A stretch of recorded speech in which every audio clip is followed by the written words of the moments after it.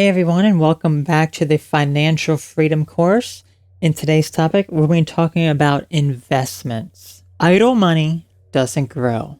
So as you can see in this depiction here, maybe you have money just sitting in your wallet, sitting in your mattress.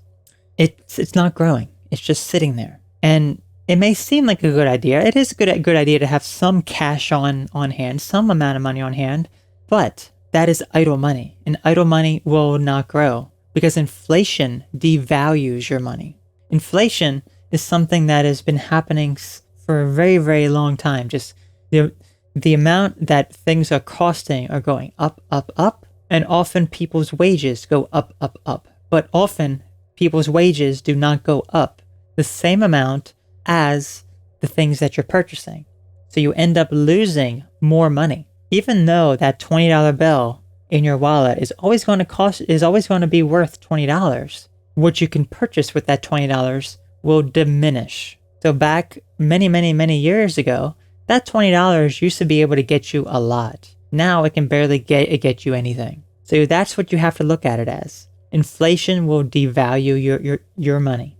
And you want to grow your idle cash by investing it in all sorts of things. There are many forms of investing. Number one is to pay off your debt, because debt is weighing you down. You have all this debt, you have the interest accumulating. The quicker you can pay that off, the less you have to spend on paying off that debt, and the less they will be charging you with interest. So the quicker you're able to pay off that debt, the better you will be financially free and be able to actually put more money towards some of these other forms of investing, such as the stock market and your retirement plan.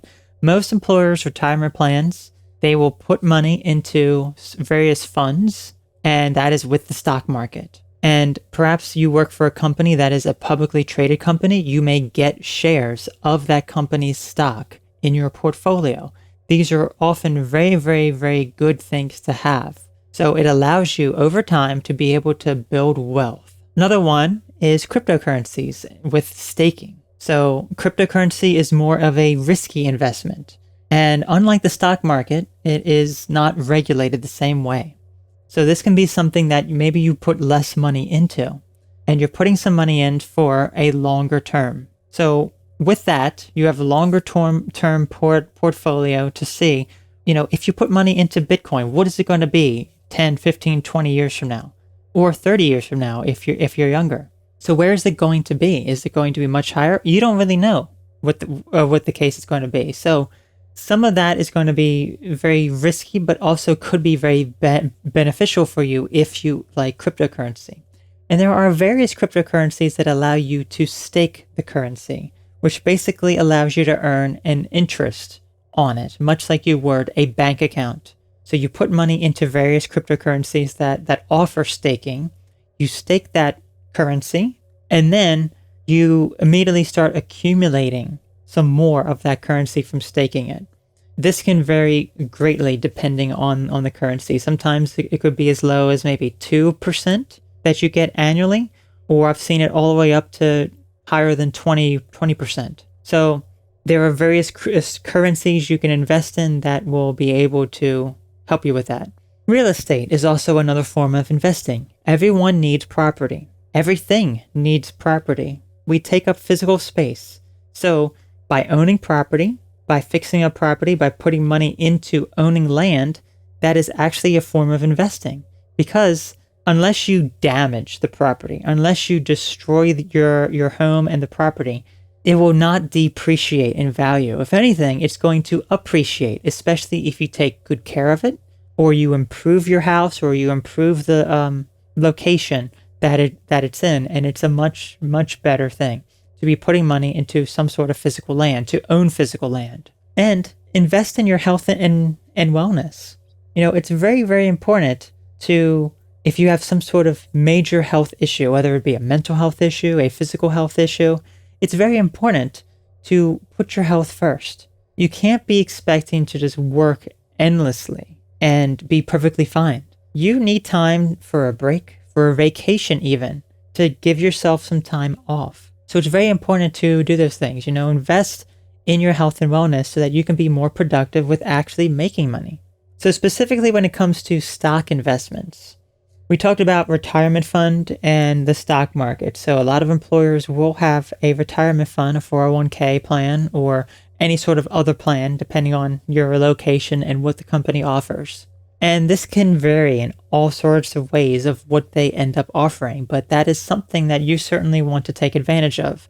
And if you're not taking advantage of it through your employer, which is often a very good idea, especially if they match or contribute, or you get some of the company's stock in return, you should at least be investing on your own platform, on your own terms, so that you're putting money in, you're setting money aside each paycheck to go towards a longer term portfolio. And you want to put money into high dividend stocks from solid companies. So these are going to be companies that perhaps you use on a daily basis, that are very good quality companies, that are going to be around for a long time and are paying a dividend. That is also what's very crucial, because you can invest in, there are so many companies that pay dividends that are very good quality companies. But if you're investing money in companies that do not pay a dividend, the company's stock will very likely continue to go up if it's a solid company, but you're not getting paid the extra dividend from holding it. And that is actually very, very important to have, and actually helps more people invest in that, because more people are going to be inclined to invest in it because they see it as a growth opportunity. Dividends are essentially like your bank account interest, but instead of it being paid monthly, it's often paid quarterly. So you're being paid every 3 months to own this company's stock. And if the dividend yield is 3%, you're owning 3% of the money that you have invested. So if you have $300 in this company's stock, then you'll be getting 3% of that back, divided by 4 quarterly. So over the course of a year, owning just $100, you would get $3 back, because that is 3%. A lot of these platforms will allow you to reinvest the dividends, and that is incredibly crucial to have as well, because you're reinvesting back into the company, and it's compounding. It's like compounding interest in your bank account, essentially. It's essentially the same type of premise. And what you want to do, if you're forming your own, and you're kind of, choosing your own things, which I highly do recommend, you want to check the site seekingalpha.com. And that'll give you dividend information for various companies and funds that you may be invested in, but also the expense ratio. The expense ratio only applies to funds and ETFs. An expense ratio is essentially, let's actually first talk about what a fund or an ETF is. A fund is essentially a group of stocks. So you could have a fund that is primarily focused on tech stocks, tech company stocks, or like social media and things along those lines. So you could have Meta, you could have Apple, you could have a bunch of other chip names and things along those lines for like technology. Or you could have a fund that is primarily focused on pharmaceuticals. This could also be an ETF as well, where it follows the overall market of the pharmaceutical industry. The companies that manage these funds and these ETFs, they charge a fee for owning them. That's why it's so important to be checking out seekingalpha.com, because they will give you information as to the dividend yield and the expense ratio. So there will be funds that are incredibly useful, because a lot of times when you're going with an investment account through your employer, you'll often be invested in these funds. You won't be invested necessarily in individual stocks. It'll often be funds. So that's why it's important to look up this information, because there are plenty of very low quality funds that you don't really want to be invested in. You want to look at a 5-year chart and a 10-year chart, or an overall chart, an established fund that's been around for a while and has seen consistent growth throughout the years. That's what you want to look at. But you also want to look at the dividend yield.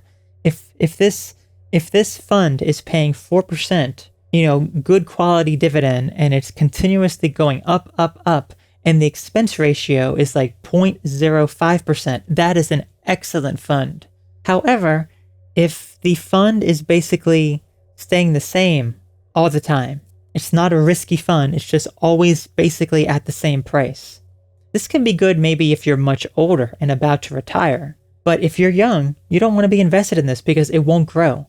And the expense ratio could be maybe 2%. And the dividend yield could only be like 1.5%, meaning you're actually spending more money to just hold the fund than you are actually growing the money in there.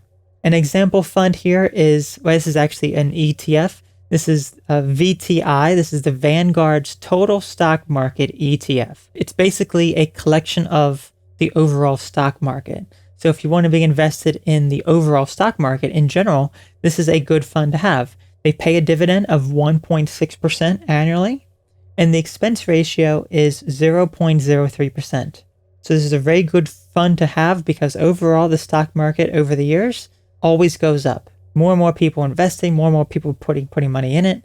It goes up, up, up. There could be certainly, months, even years that it is down, but overall it is up. So here's a list of some quality companies that you may want to invest in. This is not a full list, and this only includes companies. This does not include any funds, but you can be invested in some of these, and these are often very, very good to have in your portfolio.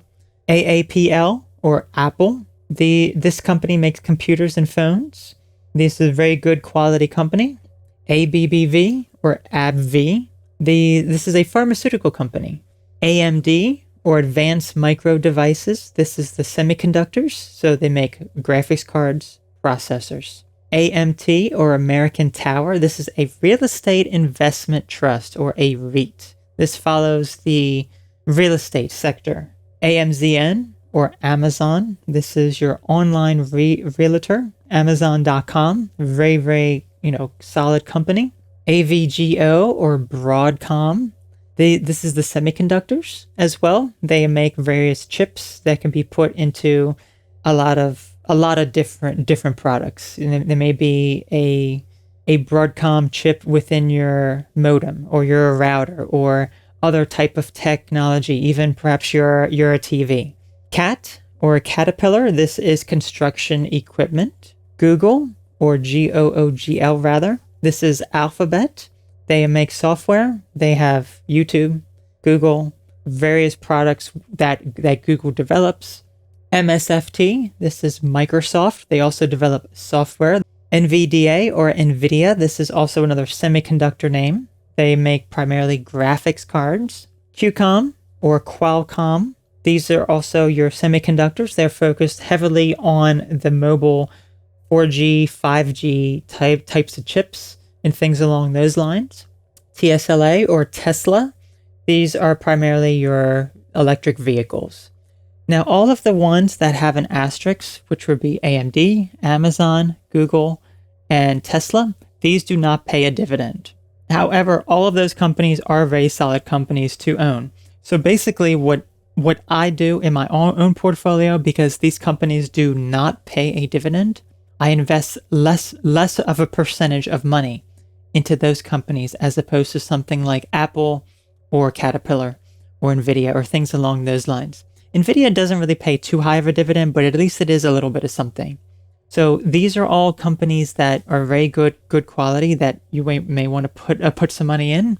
Perhaps you want to allocate, more percentage to certain ones and less to others, depending on what you really want. Up next, we're going to talk about risk management and diversification.